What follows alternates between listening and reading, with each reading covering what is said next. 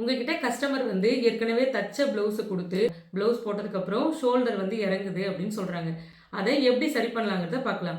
இதை கட்டிங் மெத்தடில் சரி பண்ணும்போது நம்மளுக்கு ஈஸியாக இருக்கும். ஆனால் தச்சிட்டோம், தச்சதுக்கப்புறம் அதை பிரிக்கிறதுக்கு வழி இல்லை. அப்போது தச்சதுக்கப்புறம் எப்படி நம்ம அதை சரி பண்ணலாம்? தச்ச ப்ளவுஸில் நம்ம இந்த இடத்துல தான் வந்து சரி பண்ணணும். எதுக்கு நம்ம துணியோட ராங் சைட் பக்கம் திருப்பிக்கணும். திருப்பிட்டு இந்த ஷோல்டரில் ஏற்கனவே தையல் போட்டிருப்பாங்க.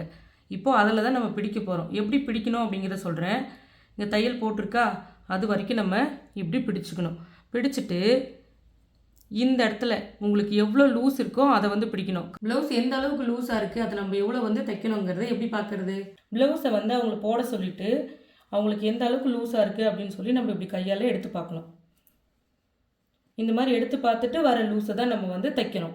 இப்போது எனக்கு இந்த ப்ளவுஸ் வந்து 1/2 இன்ச்சுக்கு லூஸ் இருக்குதுன்னு சொல்கிறாங்க.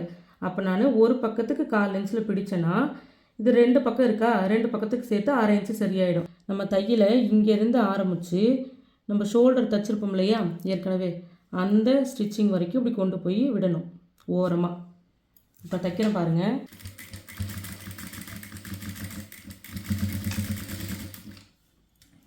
இந்த மாதிரி தையலை கொண்டு வந்து முடிக்கணும்.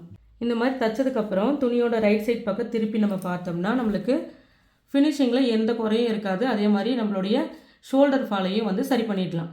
இந்த மாதிரி தான் நம்ம வந்து தச்சு முடித்த ப்ளவுஸில் ஷோல்டர் ஃபால் ஆகிறத தடுக்க முடியும். இந்த வீடியோ உங்களுக்கு யூஸ்ஃபுல்லாக இருந்துச்சுன்னா கமெண்ட் பண்ணுங்கள். நமக்கு தெரிஞ்ச விஷயத்த நம்ம மற்றவங்களுக்கும் சொல்லிக் கொடுப்போம்.